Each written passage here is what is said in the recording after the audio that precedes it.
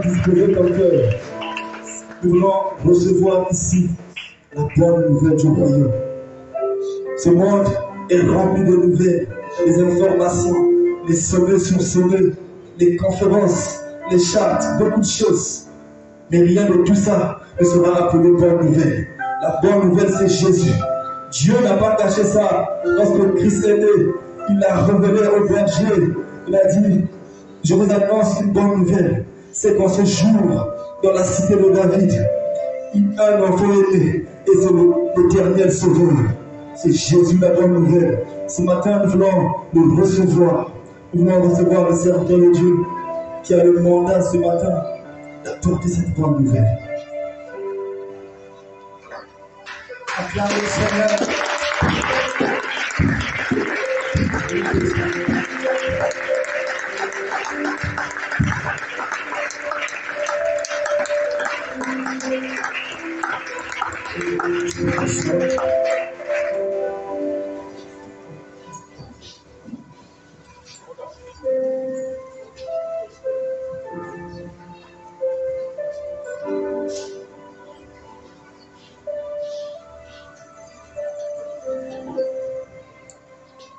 Merci Seigneur pour cette opportunité que tu nous donnes encore de parler de ta part.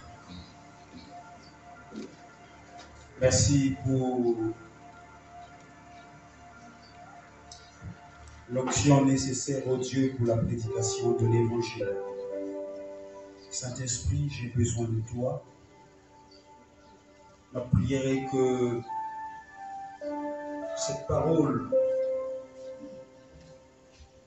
accomplisse, atteigne le but pour lequel elle est envoyée. Qu'elle mette en garde, qu'elle relève, qu'elle fortifie, qu'elle veille et éveille, qu'elle prépare l'Église, l'épouse du Seigneur. Merci pour le ministère des anges en ce lieu invisible, le puissant en action. J'attire toute pensée captive à l'obéissance de Christ. Au nom de Jésus, je les ai priés. Et nous disons encore Amen. Alors, voilà. Je fais confiance à ma montre à moi.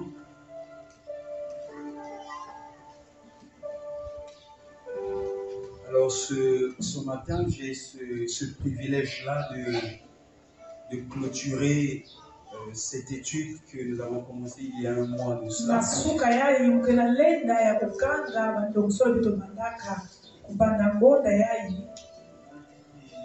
Je faisais remarquer que c'était des moments bénis dans la présence de Dieu.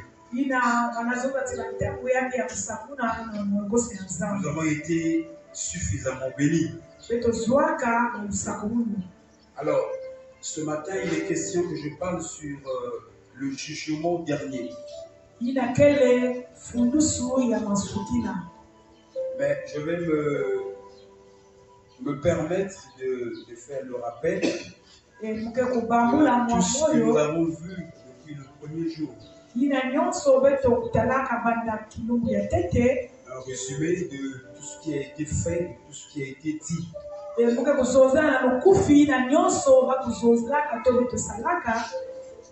Après, je pourrais prendre peut-être 20 minutes pour parler sur le jugement dernier.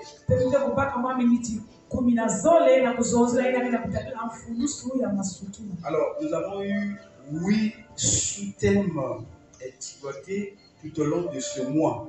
Depuis le premier jour, nous avons parlé sur les signes qui doivent précéder le retour de Jésus. C'était un jeudi ici à l'enseignement biblique. Et parmi ces signes-là, il y a un qui moi, pratiquement, m'empêche maintenant de regarder la télé à cause de cette injustice, parce que je suis mal à l'aise.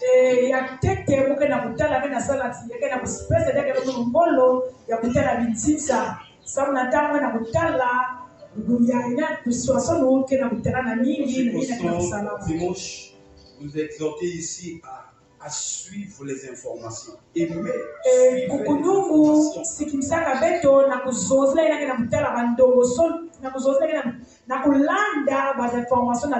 Ce qui est bizarre, malgré les bouleversements à gauche et à droite, nombreux passent leur temps devant les karachika. Sois simplement discipliné. Tu regardes des films. Aussi un temps, regarde. Il y a des chrétiens qui sont en train de souffrir. Tu peux prendre 3 petites minutes de ta journée et prier en faveur de ce peuple-là. Alléluia. Amen. On a parlé de ces signes-là.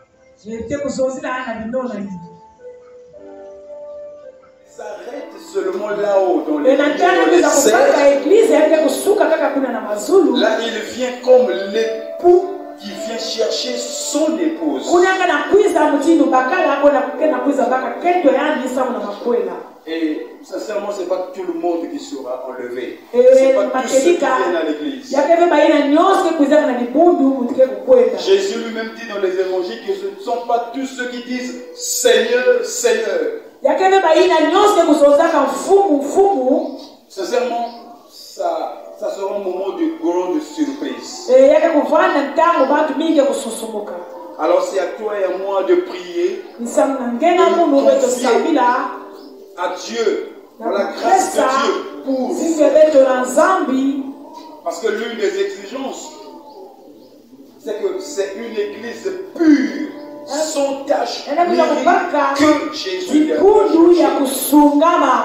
Est-ce que toi et moi, ce matin, nous sommes purs? Est-ce que nous sommes sans tache? Est-ce qu'il n'y a pas de ride? Il n'y a pas de défaut? Si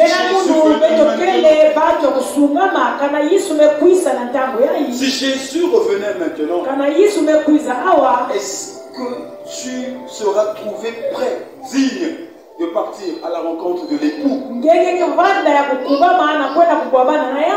Alléluia. Alors pourquoi chacun de nous, nous avons dit, il devrait se préparer. Il y a beaucoup de prophéties bibliques qui annoncent, qui parlent de ce retour-là. Nous avons vu ici dans Matthieu 25, on a parlé des vierges folles et des vierges sages. Mais toutes étaient des vierges, toutes étaient des épouses. À la différence, lorsque l'époux arrive, il n'y a que les 5 sages qui étaient trouvés près. Alléluia. Mais les autres, elles dormaient. Elles étaient dans la folie. Alléluia. Amen. Et la Bible dit, alors que les 5 étaient rentrés, les folles, lorsqu'elles arrivent à l'entrée, la porte était fermée. Beaucoup de surprises. Lorsque Jésus reviendra, vous allez demander, Seigneur, souviens-toi, c'est moi qui avais donné 150 000 à l'église. Seigneur, je chantais, j'étais à l'intercession, j'étais au protocole, j'étais à l'assistance, j'étais chez les mamans, j'étais chez les papas, j'étais actif à la jeunesse. J'étais le caméraman de l'église. Alléluia. Amen. Il y aura beaucoup de surprises. Et en ce qui concerne l'enlèvement de l'église, on avait vu que c'est cet événement-là, donc l'enlèvement de l'église, c'est avec cet événement que l'histoire de l'église devait se terminer. avant le grand retour. Alléluia. De la nouvelle Jérusalem. Lorsque nous serons enlevés, forcément il n'y aura plus des opportunités comme ça où le pasteur prêche. Voilà pourquoi ceux qui sont enlevés, on les appelle les élus, on les appelle voilà, les rachetés. Mais ceux qui vont rester sur cette terre, on va les appeler les martyrs. Alléluia. Ils feront beaucoup de sacrifices et on ne sait pas parmi ceux qui vont rester. Est-ce que tous finalement pourront être avec nous à la fin des 7 ans? Dans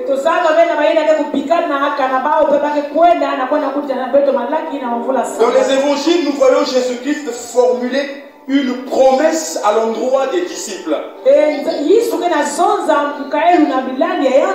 y a la promesse de son retour. Dans Jean chapitre 14, à partir du premier verset, Jésus dit à ses disciples, il faut que je m'en aille. Je dois aller vous préparer une place. Il explique aux disciples que dans la maison de mon Père, il y a plusieurs chambres. Il dit que quand j'irai, je reviendrai pour vous chercher. Et dans cette promesse que Jésus est en train de formuler, il y a une espérance que les épîtres appellent souvent l'espérance chrétienne. Et c'est cette espérance, c'est celle d'être avec Christ. Être avec Jésus-Christ, bien aimé, c'est l'espérance chrétienne. L'apôtre Paul dit que si c'est dans cette vie seulement que nous espérons, si nous pensons que la vie se limite à trouver du travail, gagner 1 million, si nous pensons que la vie c'est acheter 2 parcelles, construire une maison, étage, avoir une belle voiture, alors nous avons tapé à côté, bien aimé. L'espérance chrétienne, c'est celle d'être avec Christ pour toujours. Dans cette promesse toujours, il y a 2 informations que Jésus donne.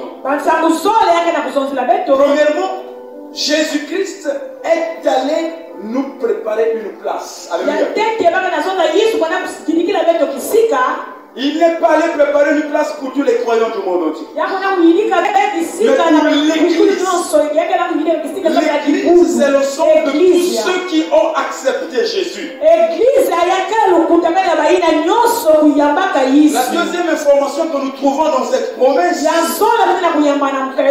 que la venue du Seigneur Jésus-Christ est la grande et glorieuse promesse. Alléluia. Il y a des promesses dans la parole de Dieu qui disent que nous serons la tête et non la queue. Mais la plus grande promesse, la plus glorieuse des promesses, c'est celle du retour de Jésus-Christ. L'apôtre Paul dit, je crois que c'est dans 1 Corinthiens 15, que si Jésus-Christ n'était pas ressuscité, alléluia, notre prospérité, alors nous sommes des menteurs. Mais parce que Christ est vivant, alléluia, les choses sont totalement différentes. Dans cette promesse du retour de Jésus, il y a notamment 2 choses à faire. Ce sont des avertissements. Jésus parle de veiller. Nous devons veiller. Vous savez, nous avons des cultes matinaux chaque matin. Je quitte la maison 4h50, 5h pile. Je vois toujours les éléments du frère Gadon, les gardiens qui sont là, sous la musique, vers 5h pile. Donc, parfois son temps, à 4h, il ronfle. Alléluia. C'est le gardien. Alléluia. Il veille pas. Veillez. Demande des sacrifices. Alléluia. Amen. Des efforts. Nous devons veiller bien. Veillez sur notre conduite. Veillez que Jésus revient. Donc ça doit nous interpeller. Et le deuxième avertissement, c'est tenir ferme. C'est toi qui dois tenir ferme. Alléluia.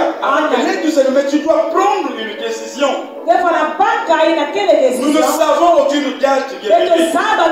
Tenons-nous simplement aux propos de la Bible, selon lesquels Jésus revient bientôt. Alléluia.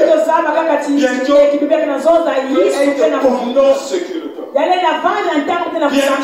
peut-être à la fin. Cette nuit, pendant que nous dormions, à l'image de ces épouses-là, alléluia, les sages et les folles. Enfin, une information aussi capitale. L'enlèvement de l'Église marquera la fin du temps de la grâce. Alléluia. Nous vivons le temps de la grâce, bien sûr. Le Saint-Esprit se déploie à 1000% pour nous apporter de l'aide. C'est vrai, pendant la grande tribulation, il sera là, mais il n'aura pas cette liberté de mouvement, de mouvance comme aujourd'hui, bien aimé. Mais il sera là. Le troisième point, c'était les noces de l'agneau et le couronnement des saints à la suite de l'enlèvement de l'Église. Après l'enlèvement de l'Église, on a vu ici avec l'ancien Constant, il se passera des choses là-haut, et principalement deux.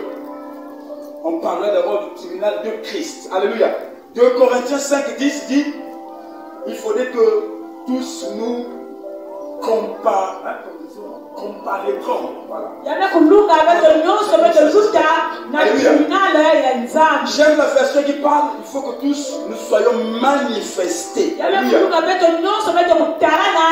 Parmi ces deux événements, il y a le tribunal de Christ et les noces de l'agneau. Mais le tribunal de Christ va précéder les noces. Alléluia.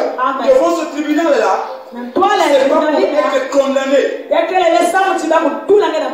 Devant ce tribunal-là, ce que nous faisons aujourd'hui sera révélé. Alléluia. Lorsque j'insulte, quand je suis dans l'hypocrisie, en fait le Seigneur montrera tout ce que nous avons fait. Jésus ne dit-il pas que rien n'est caché devant Dieu et tout ce que l'on fait sera manifesté. Ça sera un moyen pour nous ou pour Dieu de nous montrer l'étendue de sa grâce.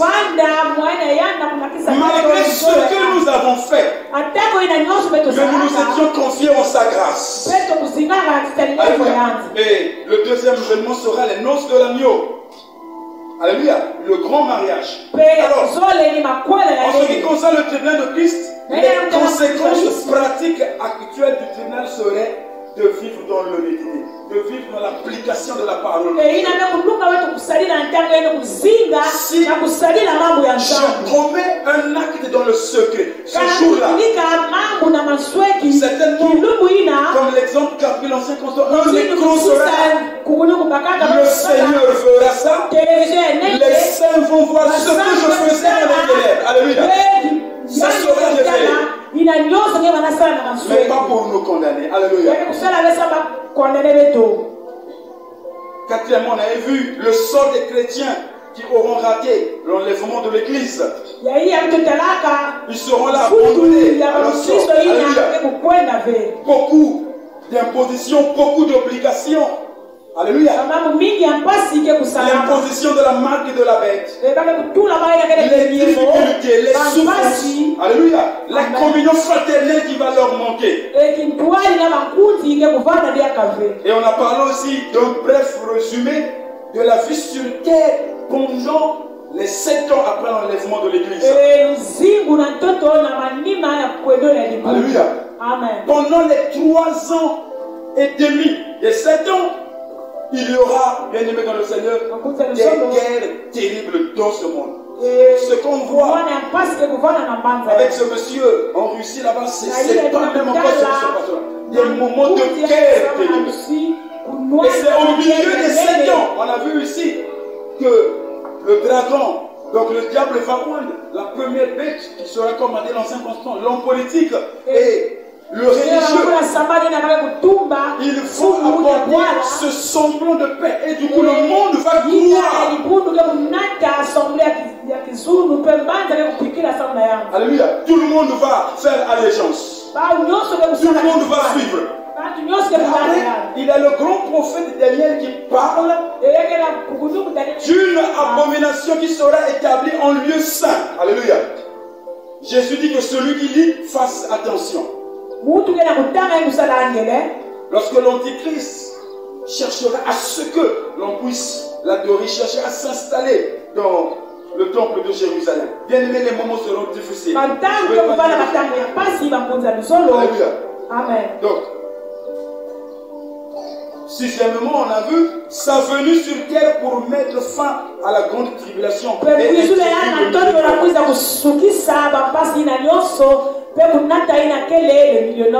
dit que plusieurs choses vont s'accomplir. Il y aura l'incarcération de Satan pendant 1000 ans. La résurrection des martyrs.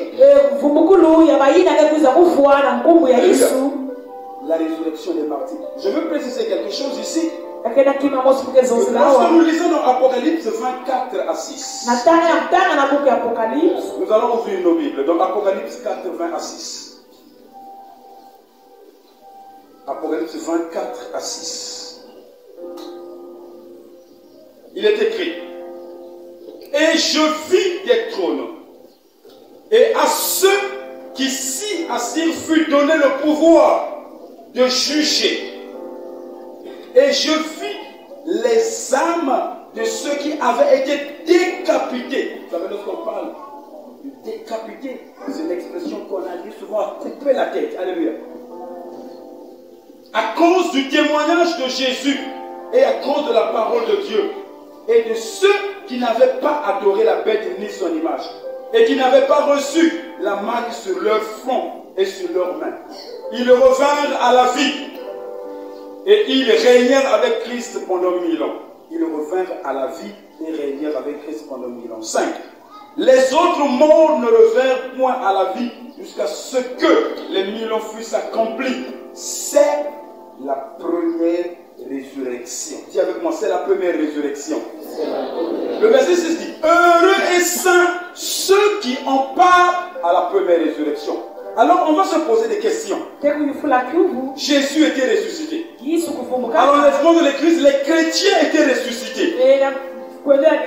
Ça veut dire quoi? C'est la première résurrection ici. Parce que ici on parle de la résurrection des martyrs. Tous ceux qui ont gardé la foi en Dieu pendant les 7 ans de la tribulation, qui ont dit: je refuse de faire allégeance au diable, je préfère que ça me coûte ma vie.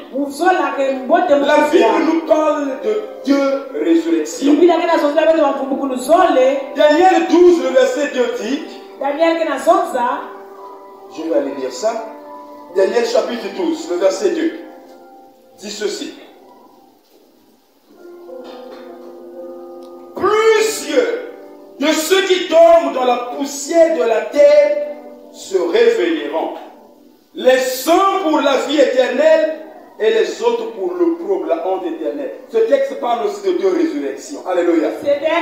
Alors, la Bible nous parle donc de 2 résurrections. La première résurrection et la deuxième. La première résurrection est composée ou se compose en 4 phases. La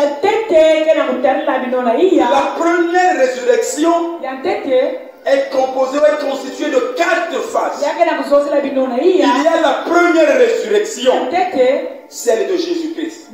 Dans 1 Corinthiens 15, le verset 20, on parle de Jésus, les prémices. Alléluia. Les prémices de la résurrection. Si on dit que Jésus est les prémices de la résurrection, ça veut dire qu'après lui, les prémices, ce sont les premiers Après lui, il y aura d'autres. Les résurrections de Lazare, de l'Ancien Testament, ça relève des opérations de les miracles. Alléluia. Mais quand la Bible parle de ces deux résurrections, dans la première, il y a la résurrection de Jésus. Vous pouvez voir ça dans 1 Corinthiens 15, le verset 20. La deuxième résurrection, c'est celle des saints à sa venue. Nous aussi, nous faisons partie de la première résurrection. Alléluia. La Bible dit dans 1 Thessaloniciens que les morts en Christ ressusciteront premièrement. La troisième résurrection, qui dans Apocalypse 11, la Bible parle de deux témoins. Alléluia.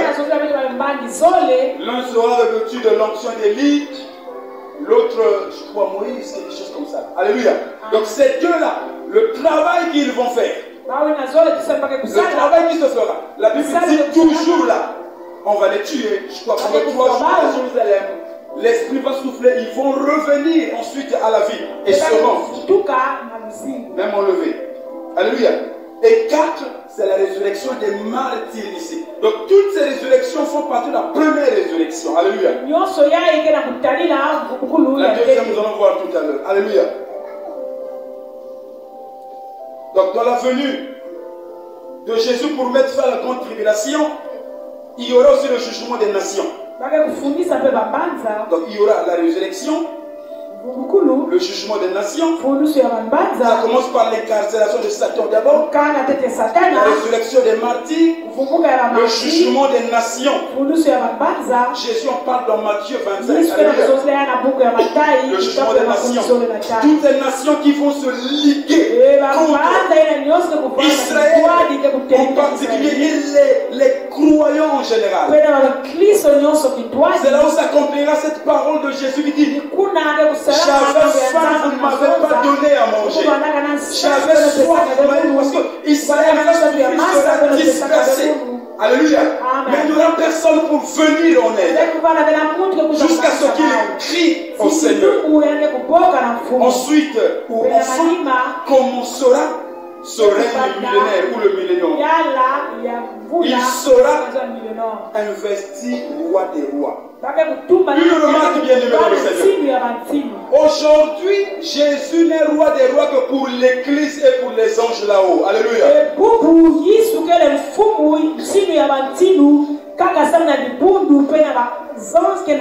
pensez qu'il est roi des rois pour Vladimir Poutine? Non. Alléluia. Le monde ne reconnaît pas Jésus comme roi des rois. Pas encore. Mais nous, par la foi, c'est une anticipation. Alléluia. Nous croyons que Jésus est roi des rois et Seigneur des seigneurs. Et c'est pendant le millénium. Il va siéger à Jérusalem. La capitale du monde ne sera plus Washington, mais ça sera Jérusalem. Alléluia. C'est là que tous les peuples seront assujettis au roi des rois. Alléluia. Jésus sera pleinement investi roi des rois. Luc 19, le verset 27 dit quelque chose. Je vais lire rapidement. Luc 19, 27. Il est écrit: au reste, c'est Jésus, amenez-moi ici mes ennemis qui n'ont pas voulu que je régnasse sur eux et tuez-les en ma présence. Tous ceux qui refusent que Jésus règne sur eux aujourd'hui. Quand quelqu'un refuse d'accepter Jésus comme Seigneur et Sauveur aujourd'hui, il refuse simplement le règne de Jésus dans sa vie. Il refuse simplement que il dit en fait: tu n'es pas mon roi. Celui qui règne, c'est le roi.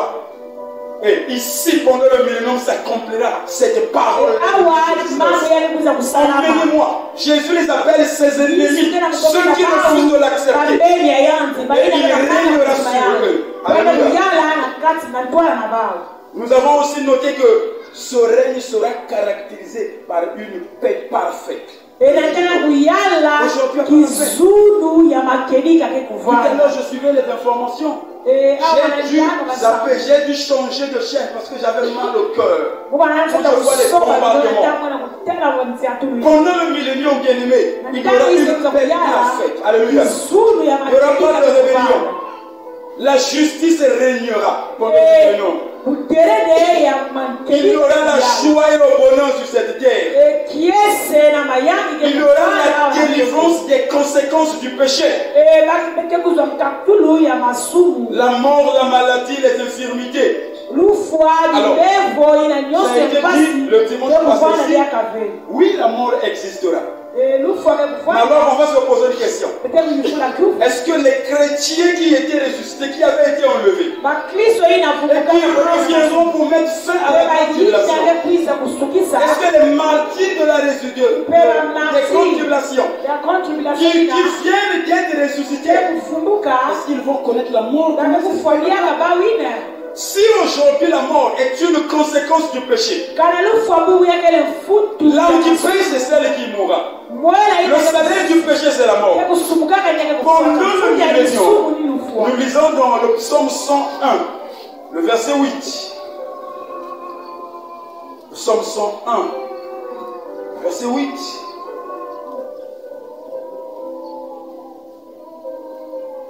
Il est écrit: chaque matin, j'anéantirai tous les méchants du pays, afin d'exterminer de la ville de l'Éternel tous ceux qui commettent l'iniquité. Il y aura des gens, tous ne vont pas mourir pendant la grande tribulation. Il y aura des gens qui seront toujours incrédules. Alléluia. Et si le problème sera à cause de leur insoumission au règne de Jésus, tous ceux qui ne se soumettront pas connaîtront la mort. Alléluia. Vous pourrez être ressuscité à la fin du millénium. On a parlé dimanche passé de l'arrestation de Satan et sa durée de 1000 ans dans la Bible. Hier, j'ai vu une vidéo où on a monté une arme sophistiquée, poussée que la Russie a développée. Ça s'appelle Satan 2.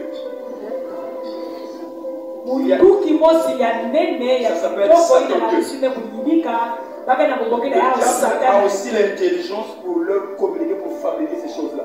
Les gens disent, mais pourquoi Dieu leur donne l'intelligence de faire ça? Pourquoi ils ont dit Satan 2? Parce qu'il y a Satan 1, le maître qui a inspiré cette chose-là. Et ils ont dit que cette chose-là, s'il est lâche ça peut détruire toute la force. Est-ce que vous comprenez? Ça s'appelle Satan 2. Alléluia.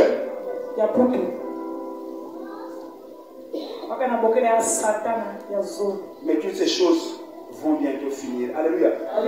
Pour nous, 1000 ans, c'est beaucoup. Mais qu'est-ce que 1000 ans devant le Seigneur? La Bible dit un jour. 1000 ans, c'est comme un jour devant le Seigneur. Le millénium. Nous avons parlé de la résurrection. Voilà. J'ai déjà vu la résurrection des rachetés qui ont gardé la foi pendant la grande tribulation. La libération de Satan, on a vu ça le dimanche. On l'appelait Yamokolo le dimanche passé. Alléluia.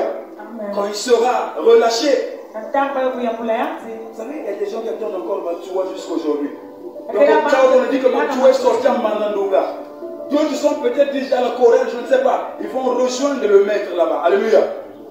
Et ils vont dire qu'on est ensemble. Nous avons vu le dimanche. Ils vont se réunir. Ils vont faire. Après, je me dis, non, c'est vrai que les gens sont voilés. Donc, comment on peut faire des choses comme ça, faire des coups d'État contre Dieu à Jérusalem? Mais c'est une folie. Alléluia. Amen. Ils vont se réunir.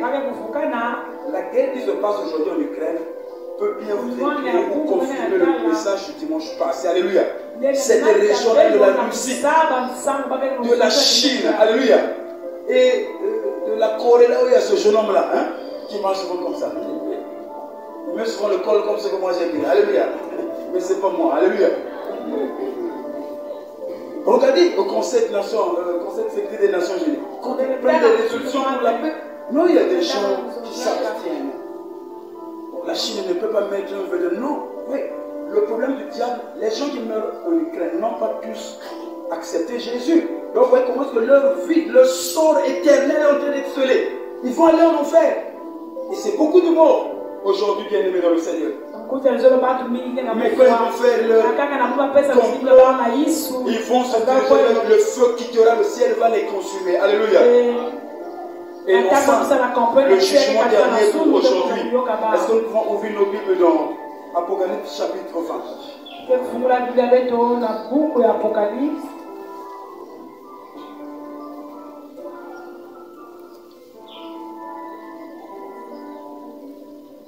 chapitre 20. À partir du verset 11 jusqu'à 15, je lis la parole du Seigneur, il est écrit. Ça, c'est après le message de dimanche. Puis je vis un grand trône blanc. Et celui qui était assis dessus, la terre et le ciel s'enfuirent devant sa face. Et il ne fut plus trouvé de place pour eux. Et je vis les morts, les grands et les petits, qui se tenaient devant le trône. On peut se poser la question, mais quelle mort encore? On n'a pas de résurrection. Là, sachez le nom de la deuxième résurrection. Tous ceux, comme les Caïens, alléluia, comme les Hérodes, s'ils ne s'étaient pas convertis. Puis là, l'histoire dit qu'apparemment, avant la fin de sa vie, il avait tourné son cœur vers Dieu. C'est ce que dit l'histoire. Alléluia. Comme les Hitler, les Alcazar, les dictateurs au Portugal. Alléluia. Amen. Je vis les petits et les grands. Ils sont revenus à la vie. Devant la Bible dit les petits et les grands. Donc ton enfant là, si tu ne montres pas les voies du Seigneur, alléluia. S'il meurt aujourd'hui, il reviendra à la vie ici à la deuxième résurrection. Intéressé. Prie pour l'enfant. Éduque l'enfant, emmène-le dans les voies droites du Seigneur. Je me pose une question. Je ne sais pas comment tu feras.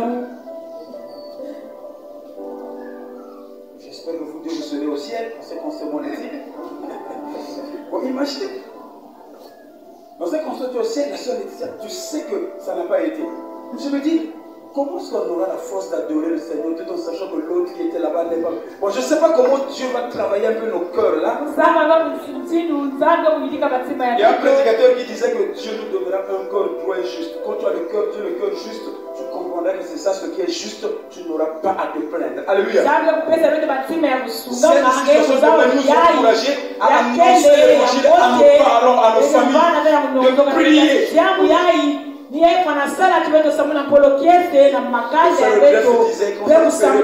Nous-mêmes donc on prendra ces gens-là pour les jeter en enfer. Alléluia. Je poursuis le verset 12. Et je vis les morts, les grands et les petits qui se tenaient devant le trône. Des livres furent ouverts. Dis avec moi, des livres furent ouverts. Nous allons voir, c'est quoi ces livres-là? Et un autre livre fut ouvert, celui qui est le livre de vie. Et les morts furent jugés selon leurs œuvres, d'après ce qui est écrit dans ces livres. Et la mer rendit les morts qui étaient en elle. Alléluia. La mer va dire, je ne peux pas avoir des problèmes avec toi. La mort et le séjour des morts rendirent les morts qui étaient en eux. Et chacun fut jugé selon ses œuvres. Verset 14. La mort et le séjour des morts furent jetés dans les temps de feu. Le séjour des morts. Est-ce que ce n'est pas un lieu où ces gens-là vont? Finalement, c'est un démon qui les garde captifs là-bas. Alléluia. La mort aussi est un démon. Alléluia. Il faut appeler les démons. Parce qu'après la mort n'existe pas, après ce jugement-là. La mort et le séjour des morts furent jetés dans les temps de feu. C'est la seconde mort. Les temps de feu. Quiconque ne fut pas trouvé écrit dans le livre de vie fut jeté dans les temps de feu. Alléluia. Amen. Ça commence par un grand trône blanc. Je vis un grand trône blanc. Ce que nous devons comprendre pour savoir sur ce grand trône blanc, un trône, c'est une chaise. Un grand fauteuil, une grande chaise. Alléluia. Amen. Là où s'asseyent les rois. Je vois parfois dans d'autres églises, vous voyez, ça va très haut là-bas. Là où doit s'asseoir l'archibishop. Alléluia. C'est ça les trônes. L'apôtre Jean dit, il a vu un grand trône blanc. Et celui qui était assis, c'est qui celui qui était assis sur ce trône blanc? Allons-y dans Jean chapitre 5. Jean chapitre 5. émission que j'aime bien, que la Bible parle dans, comment on appelle ça, RTAE, que la Bible parle. Jean 5.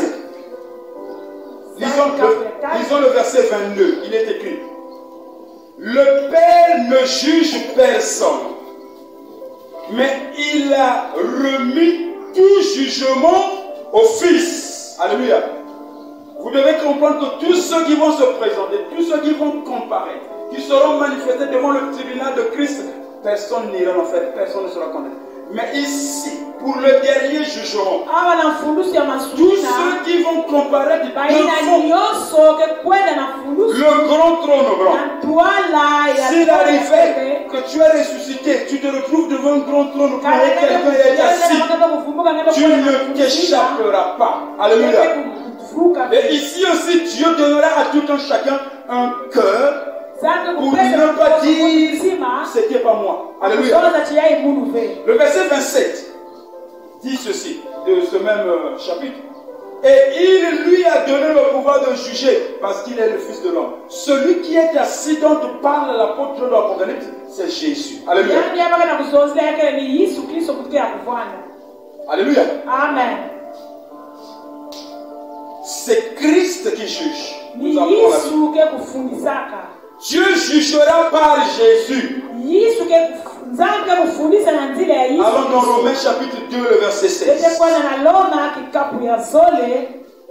Nous allons lire beaucoup de textes, mais je vais le faire moi très rapidement.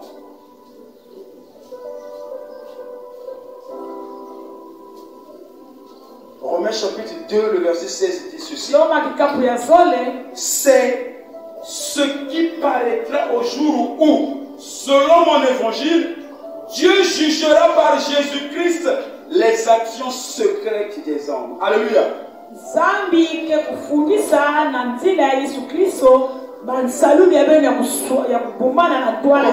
Acte chapitre 10, le verset 42.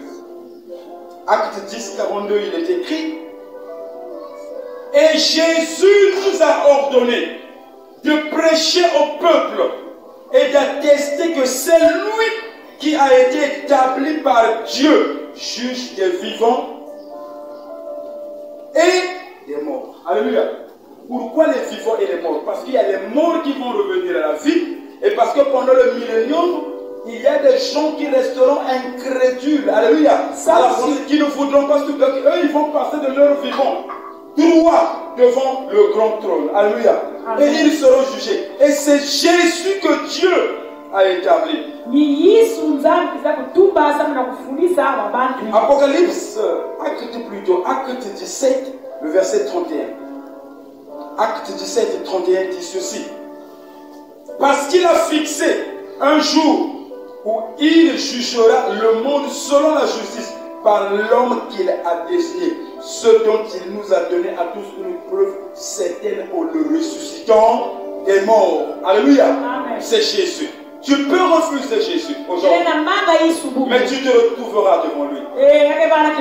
On avait vu avec l'ancien conseil il y a 2 semaines de cela que tout Dieu il le fera. Quand il viendra pour prendre l'église, quand nous serons levés, ça sera comme ça sur ces chaînes, la France 24, ils vont parler pour donner les informations. Il y a des gens qui ont disparu. Les pompiers seront envoyés un peu partout. Mais où sont partis ces gens-là? Alléluia. Tout Dieu il fera Jésus. Soit quand il reviendra avec l'église, soit devant le grand trône. 2 Timothée, chapitre 4, le premier verset. 2 Timothée 4, le premier verset. Dit ceci: je t'en conjure devant Dieu et devant Jésus-Christ, qui doit juger les vivants et les morts, et au nom de son apparition et de son royaume.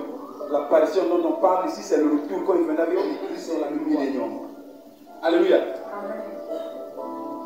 Dans le jugement dernier, donc, il y aura ce grand trône blanc-là, où Jésus sera assis pour juger.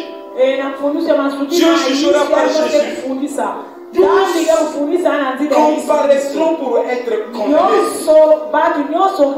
Il y a une brochure à l'époque, les années 2000, que je lisais qui me faisait peur. Il est écrit: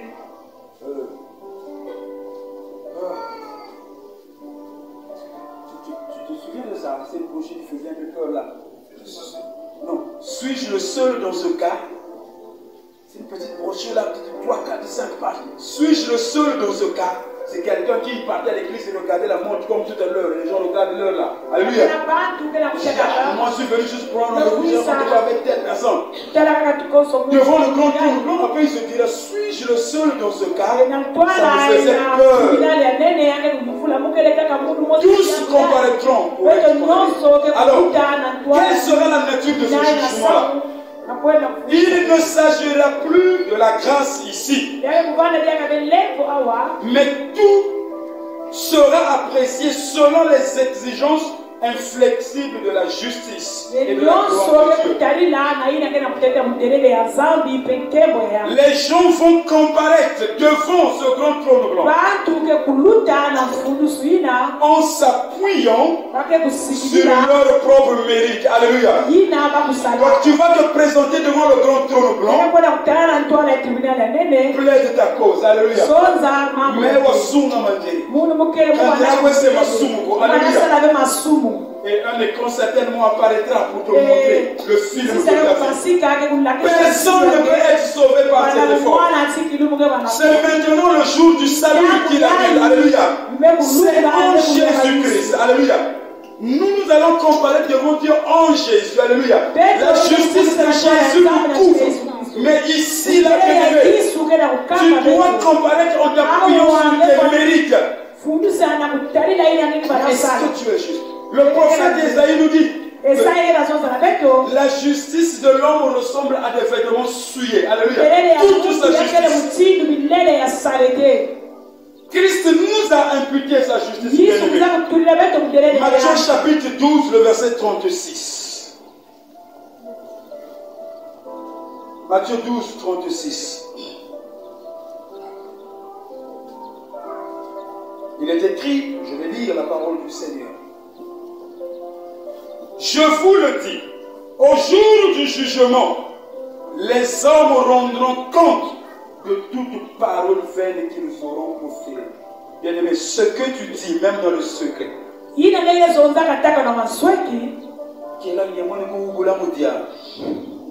alléluia. Comment tu peux se fouer? Moudier, c'est quoi? Les intestins de l'autre, c'est pas possible. Alléluia. Tout ce que tu penses là, je dois faire cela. Jésus dit ici qu'au jour du jugement, les hommes rendront compte, ils vont combattre, tu dois rendre compte de ta vie. Tu ne t'appuieras pas sur les mérites de Jésus, alléluia. Mais ce que tu as été, ce que tu as fait, et personne ne s'échappera. Personne. Le jugement sera équitable. Alléluia.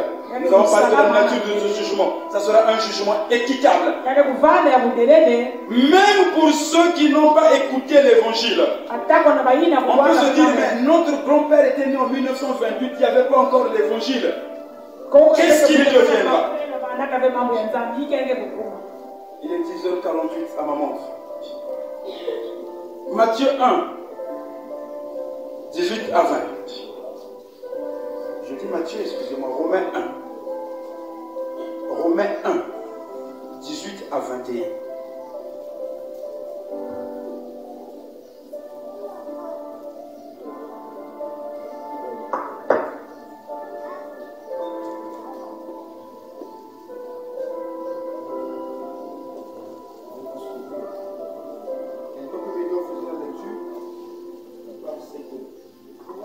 Romains 1, 18 à 20.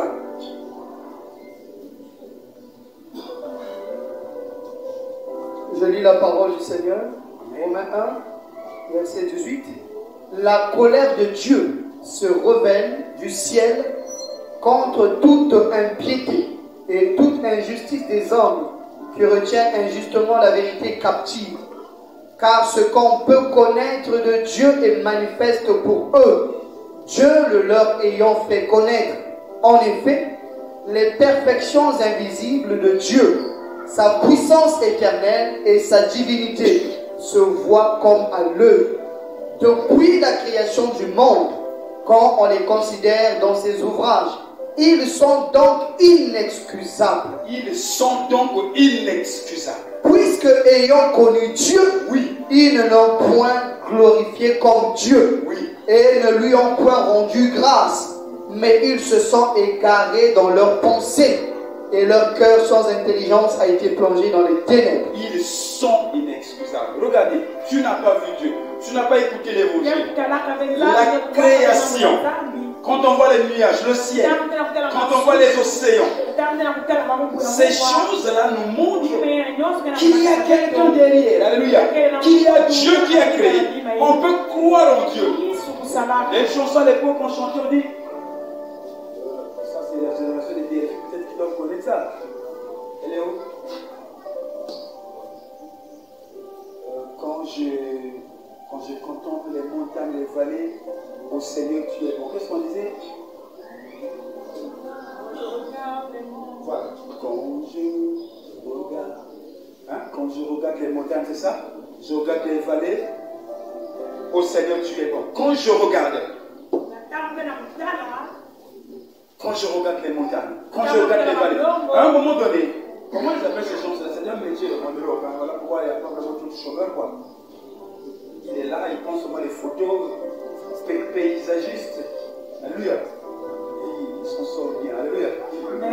Imaginez que je devienne paysagiste et je viens vendre mes photos, ça sera compliqué. On va dire qu'il y a quelque chose qui ne va pas. Alléluia.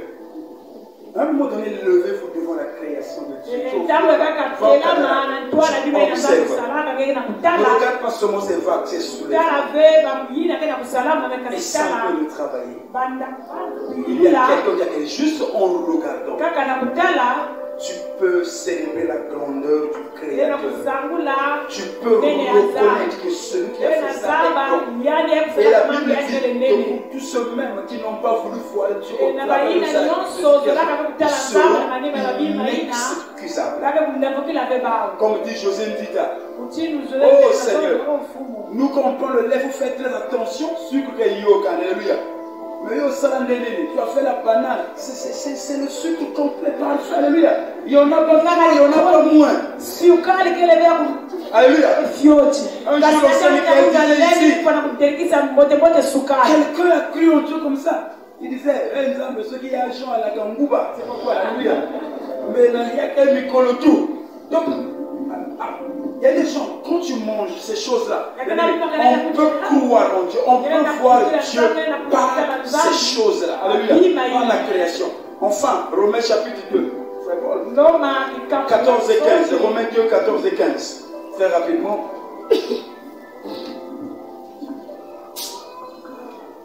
Romains chapitre 2. 14 à 15. 14 à 15.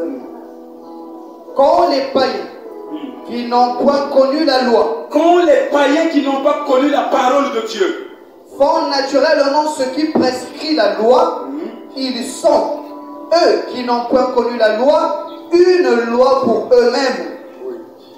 Ils montrent que l'œuvre de la loi est écrite dans leur cœur, leur conscience en rendant témoignage, et leur pensée s'accusant ou se défendant tour à tour. Il y a la pensée de l'éternité dans le cœur. Alléluia. Jacques Vernon aimait en parler. La pensée de l'éternité. Le psaume 19 dit que les cieux racontent la gloire de Dieu. Et l'univers manifeste l'œuvre de sa main. Dis avec moi, les cieux racontent la gloire de Dieu. Les cieux racontent la gloire de Dieu. Et l'étendue manifeste l'œuvre de ses mains.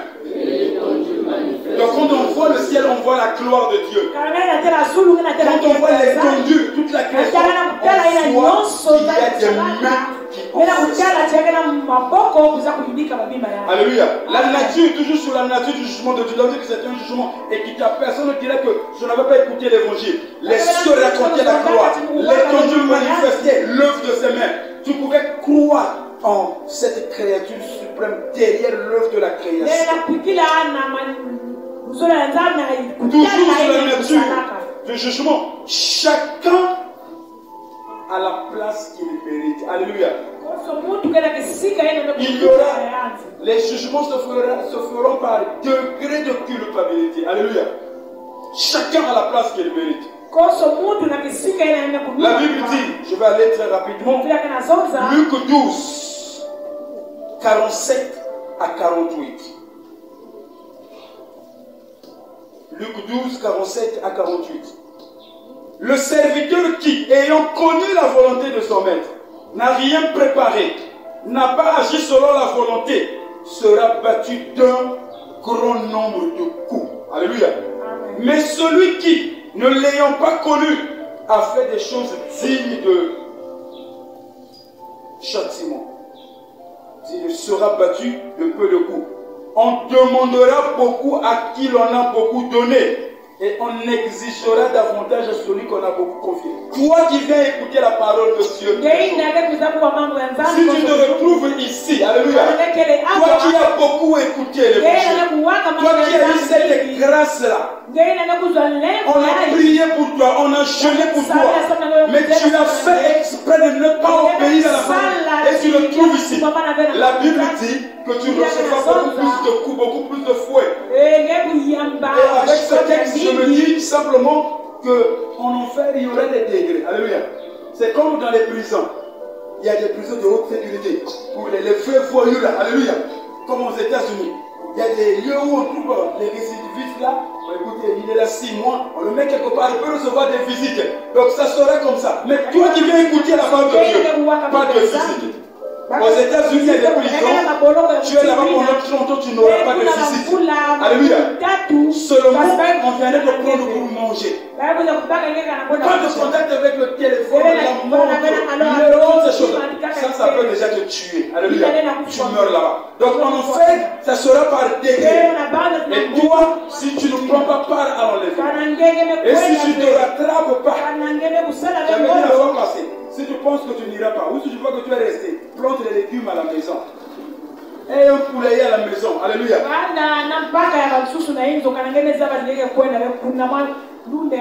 Et enfin, il y a beaucoup de textes bibliques, je n'ai pas le temps pour lire. Le livre de la vie sera ouvert. Le dernier texte que nous avons lu de l'Apocalypse, c'est 15. On nous parle des livres de souvenirs. Tout ce que nous ferons, tout ce que nous faisons est écrit, est noté quelque part. Quand je mens, quand je fais quelque chose qui va à l'encontre de la pensée, c'est noté. Tu peux oublier, mais Dieu n'oublie pas. C'est noté au ciel. Mais le verset 15 dit, quiconque ne fut pas trouvé écrit dans le livre de vie fut jeté en enfer. Le livre de vie, c'est le livre où sont inscrits tous ceux qui acceptent Jésus. Quand tu donnes ta vie à Jésus, ton nom est écrit dans le livre. Mais on y lira ce livre. Et chacun certainement va regarder. Il y a une chanson qu'on chante souvent qui dit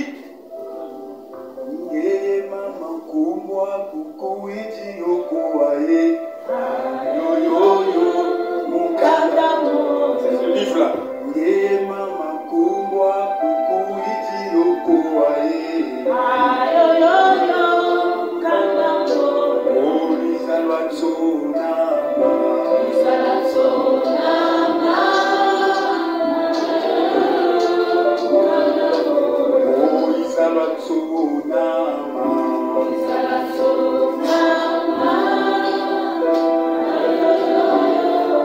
Bien-aimé, tu peux te dire, mais comment est-ce que je ferais pour m'inscrire? Ça se passe où? Est-ce que c'est au ministère des Affaires sociales? Non, même là, ouvre ton cœur, donne ta vie à Jésus. Il y a certainement un ange qui écrira, alléluia, ton nom sera écrit, ton nom sera inscrit. Dieu est juste. On ne peut pas t'oublier.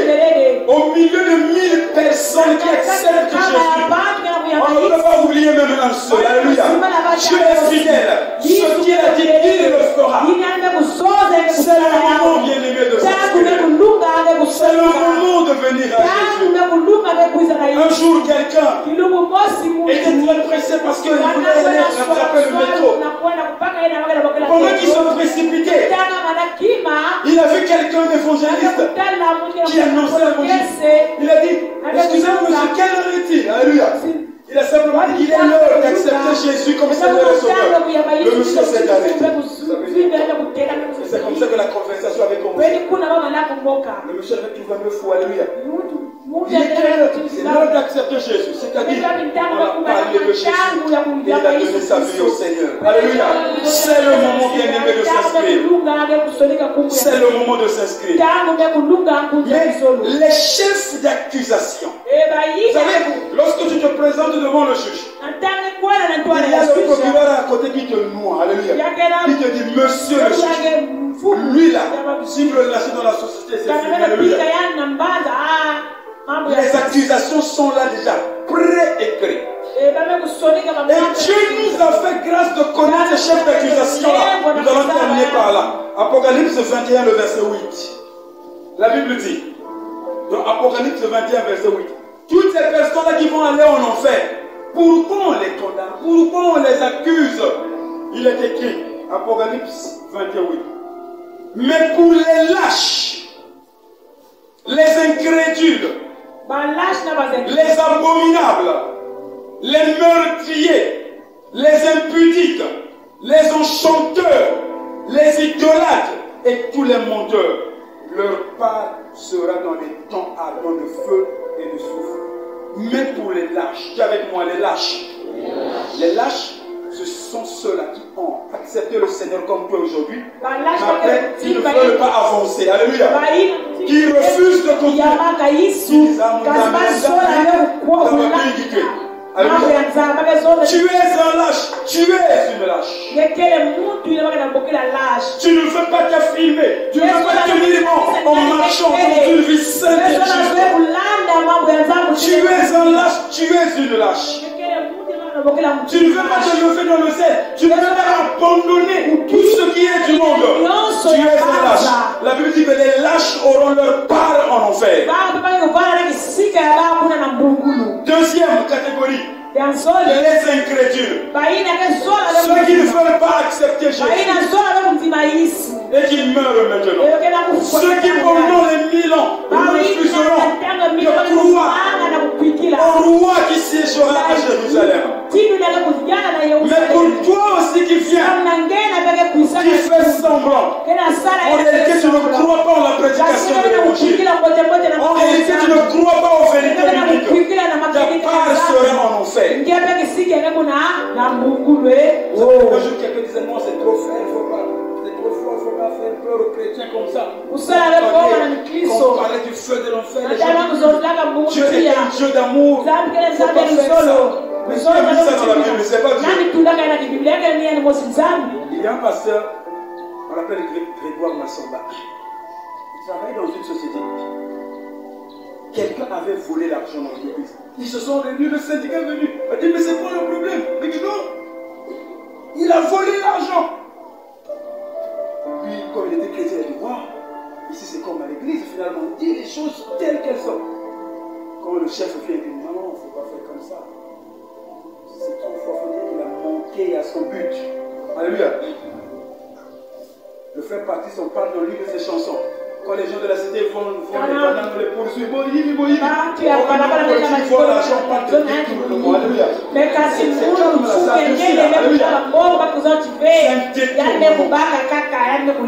les autres ajoutent détournement de chapitre. Alléluia. Non, ça s'appelle le vol. Alléluia.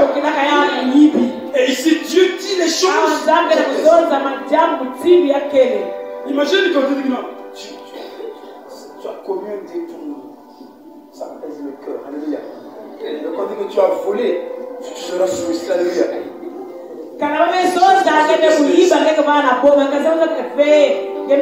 Troisième catégorie, les abominables. Alléluia. Les abominables. C'est-à-dire que dans les abominables, on trouve les pédés. Tous les pédés vont aller en enfer. Alléluia. Si j'étais en Europe, la police devait débarquer ici. Alléluia. Pour m'arrêter. Les pédés. Ceux qui vivent dans la sodomie. L'inceste. Alléluia. Ils revendiquent leur droit. Pendant le confinement, ils commencent à faire des marches en Suisse. Comment ça s'appelle? Il y a même un nom qu'on leur a trouvé là. LGBT. C'est des femmes qui font la prostitution, quoi. pendant le confinement, parce que les hôtels étaient fermés, ils ont fait des manifestations. Mais nous, on va vivre comment? Vous devez ouvrir ces choses-là. Nous, les clients nous attendent. Alléluia. Jacques Fermot disait, honte à vous. Alléluia. Les abominables. Comment vous imaginez ça? Et dans d'autres églises, ça commence à se célébrer mariage homme-homme. Et dans l'église, on sait que ça commence à bakala keto na keto. Alléluia. Amen. Ça fait mal au cœur. Ça la passe na tima. Ça fait mal au cœur. Ça la passe na tima. Femme avec femme. C'est pas possible. Ça s'appelle l'abomination.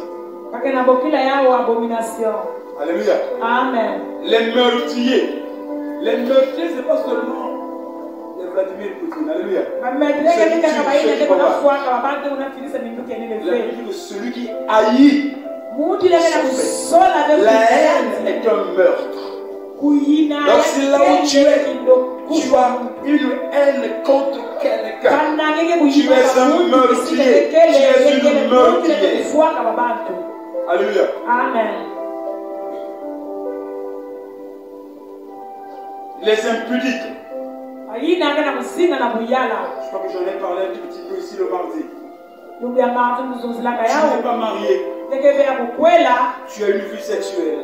C'est comme ça dans les coins nocturnes. On n'aime pas de la lumière. Alléluia. C'est ça l'impudicité. Ce qui est pudique, c'est ce qui est propre. Ce qui est impudique, c'est ce qui n'est pas propre, ce qui est sale. Les enchanteurs, dans les enchanteurs, il y a la sorcellerie, les magiciens. Alléluia. Si tu es un sorcier,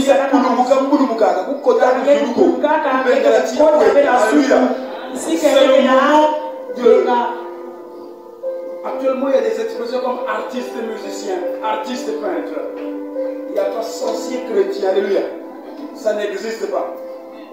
Ou tu es avec Jésus. Il y a une possibilité que tu sois délivré. Alléluia. Tu peux voir les serviteurs de Dieu qui pourront te soutenir. Les idolâtres. Ça, je vous le dis. Tous ceux, je commence par ça, ce qui est connu. Tous ceux qui vont se prosterner devant Marie, c'est de l'idolâtrie. Je disais à ma maman, c'était le dimanche passé.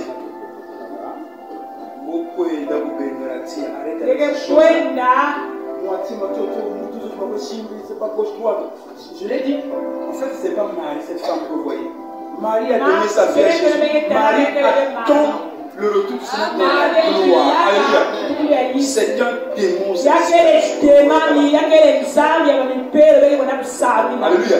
Amen. Il ne faut pas dire comme ça. Tu aimes tout le monde. Celui qui n'avait parlé de 8 personnes autour de nous. Alléluia. Lui qui n'a pas l'amour, mais qui est amour. L'amour, c'est lui. Alléluia. Noé, son épouse, ses fils et ses belles-filles. Alléluia. Quelqu'un disait que nous, on était là dans les animaux impurs là-bas. On était rentrés. L'église. Alléluia. Les animaux impurs qui étaient là. Alléluia. Mais tombent les mots, quoi. Alléluia. Donc même les impurs étaient rentrés. Parce qu'il y a des oiseaux, des animaux que tu dois déclarer impurs, mais qui étaient quand même rentrés. Alléluia. Amen. Donc nous allons ça.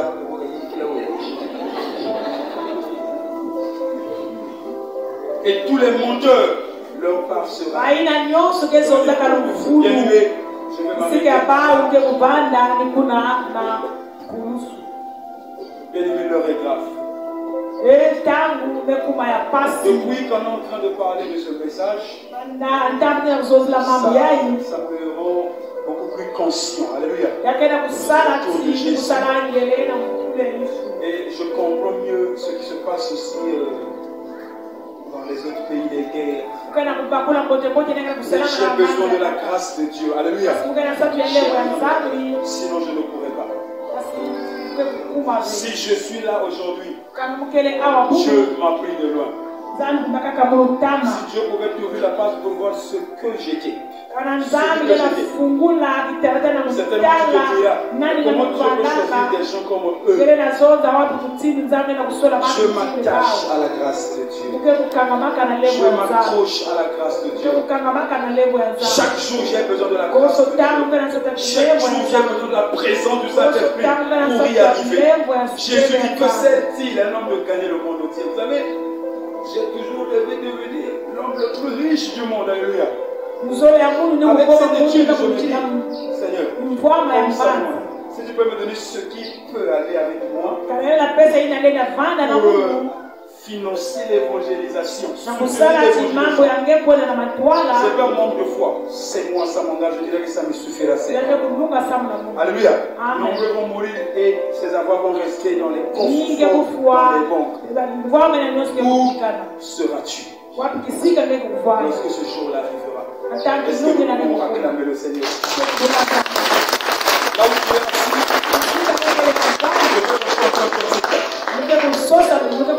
nous voulons couronner Jésus comme roi des rois. Jésus est notre roi, celui qui a fait ce travail-là. On va vous donner la gamme, on va élever. Nous voulons chanter ce cantique-là, Jésus nous te couronne. Si tu ne connais pas ça, tu peux apprendre ça maintenant là. Jésus, nous te couronons. Est-ce qu'on peut chanter ensemble? Nous te proclamons roi.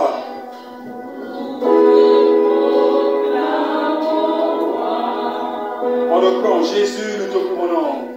Jésus, nous te couronnons.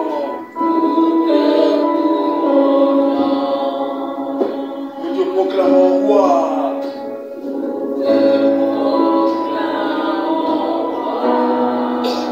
Présent au milieu de nous. Présent au milieu de nous.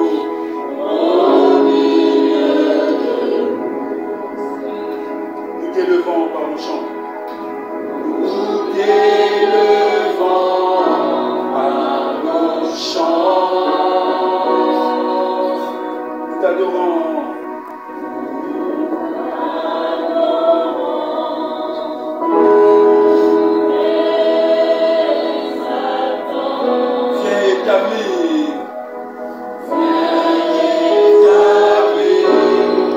Oh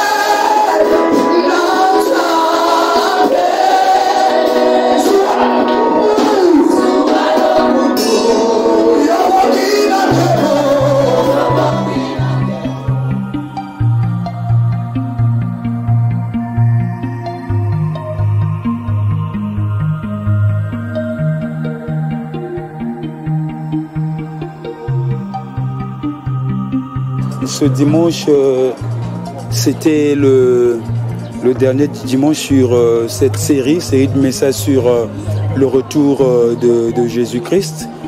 Je suis intervenu sur le jugement dernier. C'est vrai, j'ai fait un résumé sur tout ce qu'on a vu.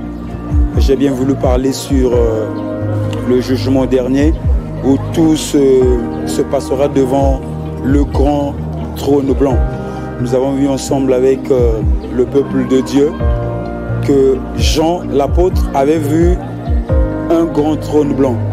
Et sur ce trône était assis quelqu'un. Nous avons parcouru la Bible pour voir que c'était le Seigneur Jésus. Et Dieu, le Père, jugera par Jésus-Christ. Et nous avons aussi vu que tous ceux qui vont comparaître devant ce grand trône blanc, personne ne sera épargné. Personne ne sera épargné. Tous pratiquement vont se diriger vers les temps de feu, vers l'enfer. Et nous avons encouragé le peuple à tenir ferme, à s'attacher au Seigneur et à prendre part à l'enlèvement de l'Église pour ne pas arriver là-bas. Les chrétiens aussi vont comparaître, mais devant le tribunal de Christ, là-bas il n'y aura pas de condamnation. Là-bas ce sera pour le couronnement des saints. Là-bas ce sera pour les récompenses qui seront données. Donc à chacun de nous de travailler de mieux en mieux aujourd'hui, comme nous l'exhorte l'apôtre Paul, pour être couronné, pour être récompensé un jour. Et nous avons aussi vu que lors du jugement dernier, tous ceux qui vont comparaître devant ce tribunal, ça sera vraiment face à leur mérite. C'est ça qu'ils vont présenter devant le Seigneur. Mais le prophète Isaïe nous dit que toute notre justice ressemble à des vêtements souillés. Quels sont ces mérites-là que nous pourrons présenter devant Dieu pour lui dire, devant le grand trône blanc, que voilà, j'ai été juste, j'ai marché dans la crainte de Dieu et avoir part dans le règne éternel de Dieu. Non, ça ne se fera pas. Et ça sera très malheureux, ça sera douloureux pour toutes ces personnes qui passeront devant ce grand trône blanc. Tous les morts de l'ancien temps, les morts actuels, les croyants et ceux du millénaire qui ne vont pas croire en Jésus reviendront à la vie. Nous avons lu que la mort, la mer plutôt, voilà, le séjour des morts vont tous se rendre, voilà, tous les morts qui étaient en eux, et ils vont comparaître pour le feu éternel. Et enfin dans Apocalypse 21:8, nous avons vu les chefs d'accusation. On a parlé des lâches. voilà, qui auront leur part dans les temps de feu, ceux qui ont accepté le Seigneur, mais qui ont vite abandonné, ceux qui ne peuvent pas aller loin, qui ne peuvent rien faire en ce qui concerne la crainte de Dieu. On a parlé des adultères, des imputiques, on a parlé des enchanteurs, voilà. Il y a une série, je crois, de 7 chefs d'accusation. Et voilà, et nous, avec le Seigneur, nous passerons notre éternité. Nous passons aux côtés du Seigneur notre éternité. Voilà, que Dieu nous aide, que Dieu soutienne l'Église du Seigneur à tenir ferme, à s'attacher, à marcher avec Dieu. Jésus revient bientôt et nous avons besoin de la grâce de Dieu. Que Dieu bénisse son peuple, que Dieu nous bénisse. Amen.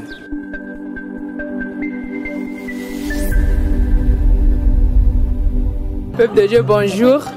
Je suis la sœur Dora et je suis en compagnie du frère Ngot, l'un des responsables de notre église, AC Église de Madjibou.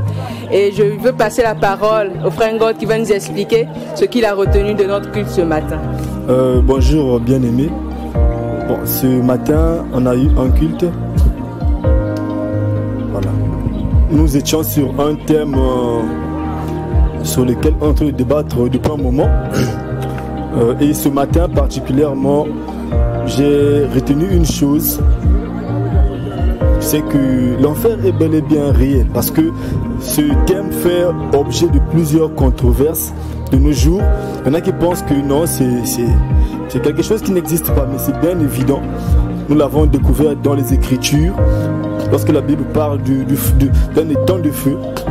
Et là où seront le diable, ses démons, ainsi que tous ceux qui auront marché dans les voies obscures, l'impudicité, l'enchantement et toutes ces choses. Donc, bien aimé, je vous encourage vraiment de vous attacher au Seigneur Jésus, afin qu'au jour du jugement, nous soyons épargnés. Voilà. Merci frère Ngot. Et je rappelle que le thème de ce mois de février était sur le retour de Jésus. Et ce dimanche, nous avons parlé du jugement dernier. Merci.